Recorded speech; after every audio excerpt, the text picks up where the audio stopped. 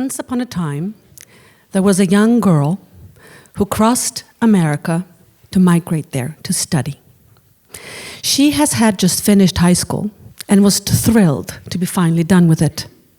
She has no faith in passing exams to get into a university there. With a heavy heart, she decides that she would like to abandon education altogether. Getting an unexpected chance to emigrate, she takes it.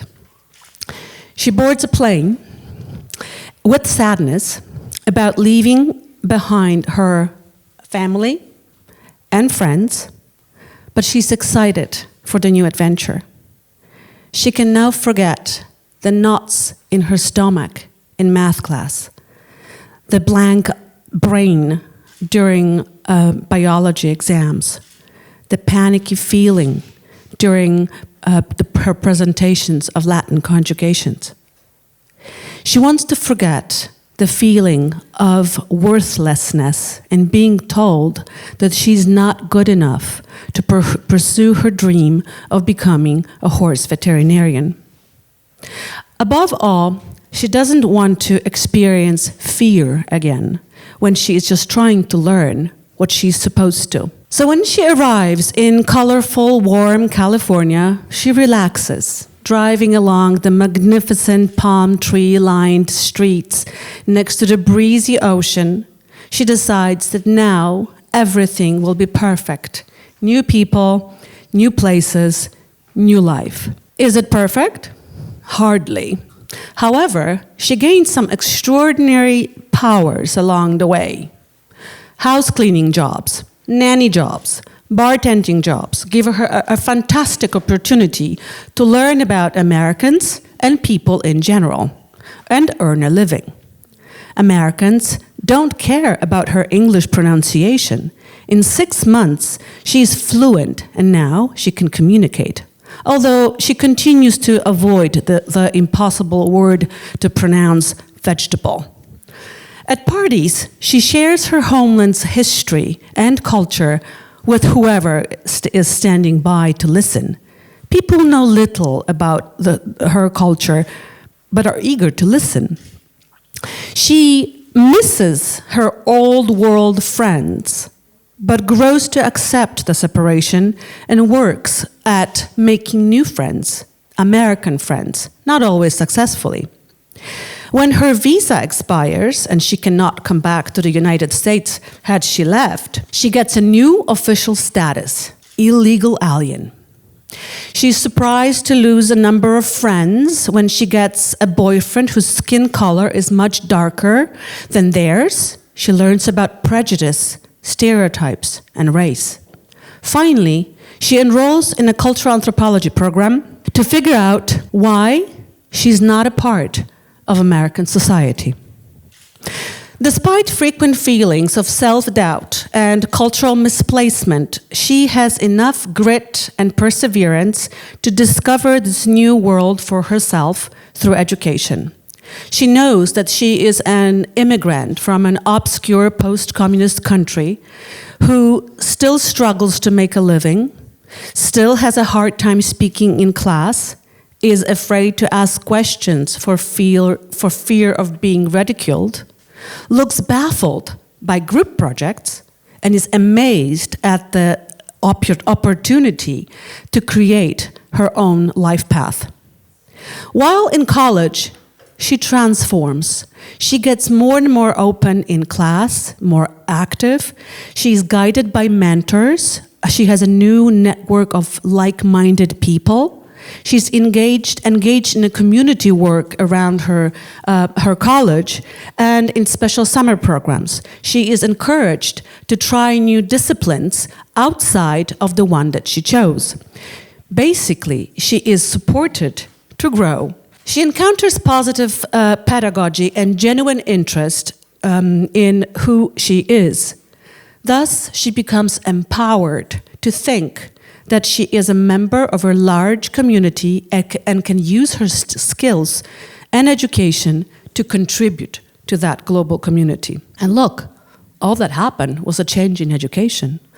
I like to think about a girl like this young girl who crossed the ocean to go to America and many others like her, as a change from a culture of following to the culture of creating. What if our schools, right here, help students transform into superheroes acting with ease on a global scale?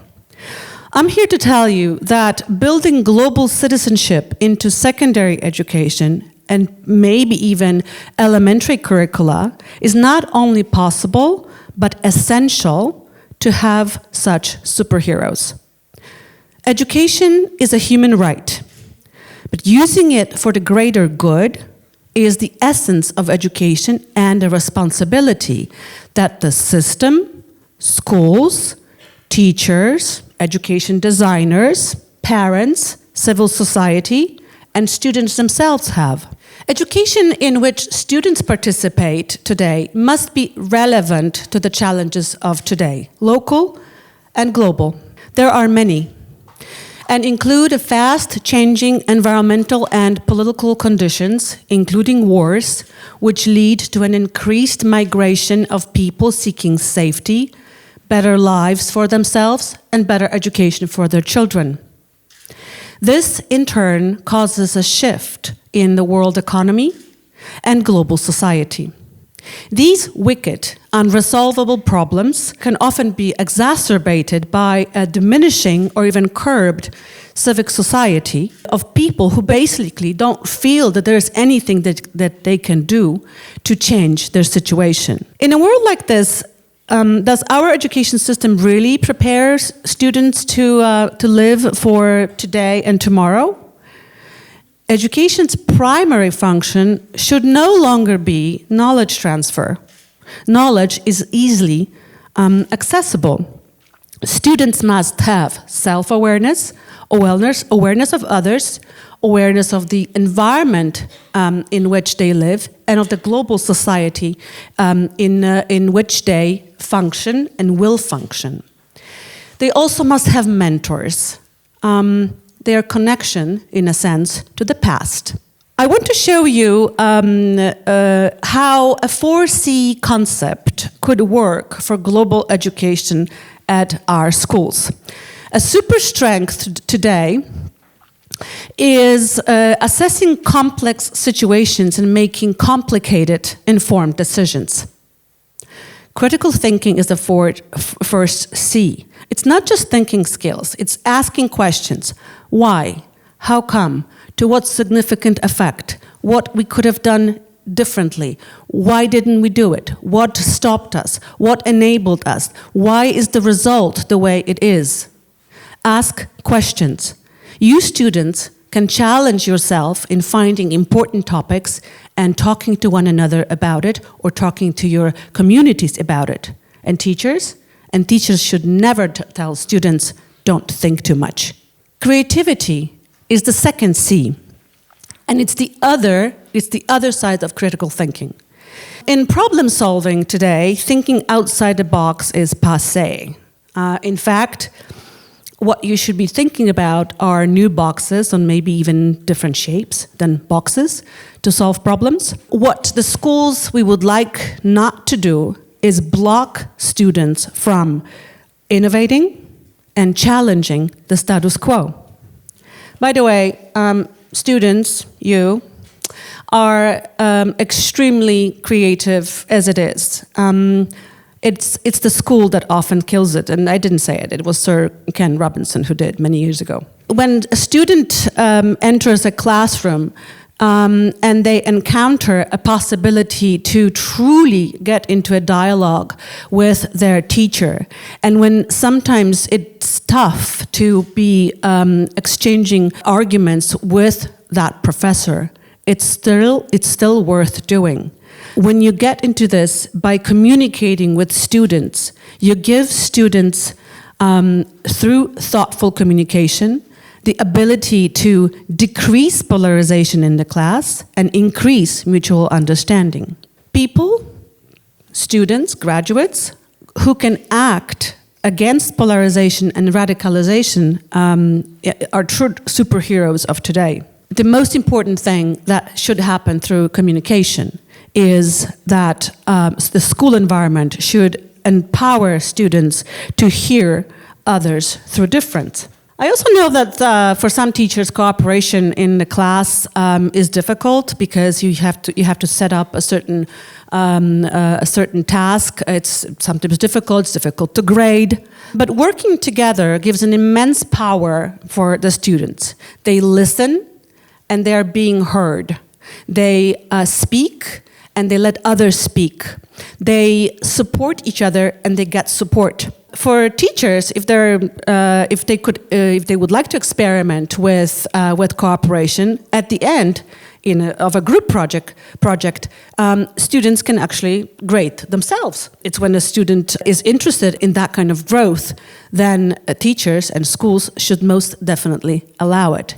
So the power of working together is also a power to control own growth. If you add to the 4 C's some literacy on information, media, and technology, if you add flexibility and adaptability, you will have a well-functioning individual. But if you want to have someone who is really prepared for this world, what you need to do is add a little plus.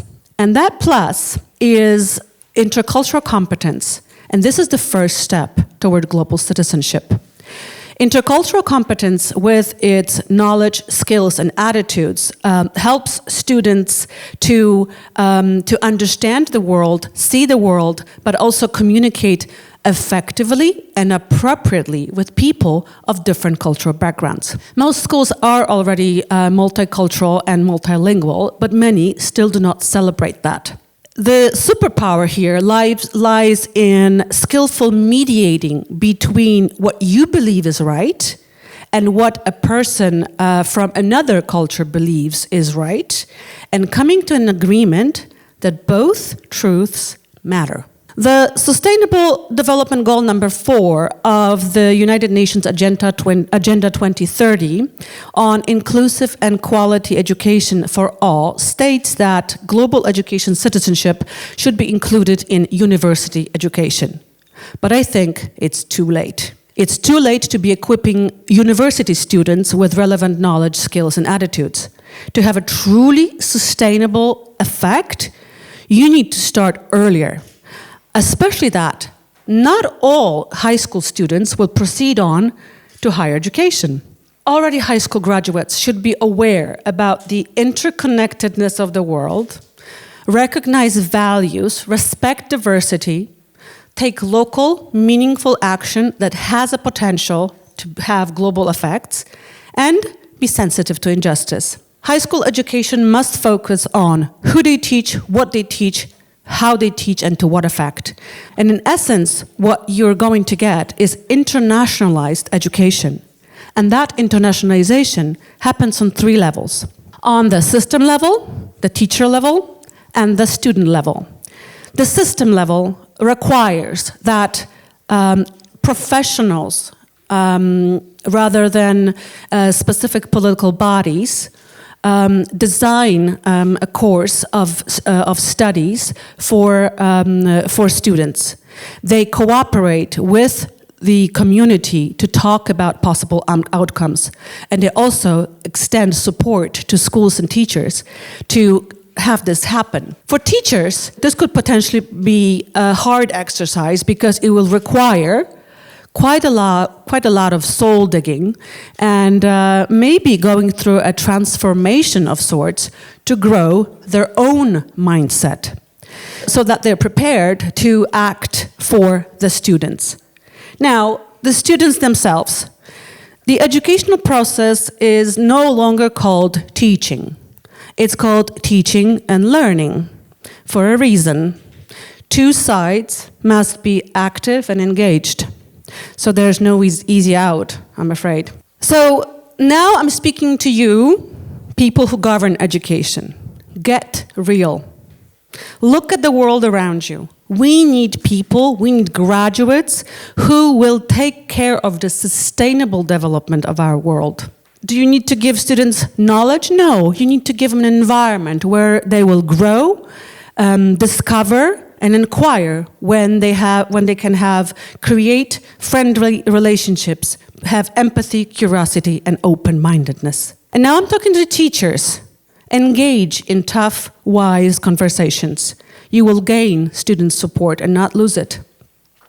Know your students, hear them, see them, get them. Often, very, very often, ask yourselves, is this relevant that I'm teaching?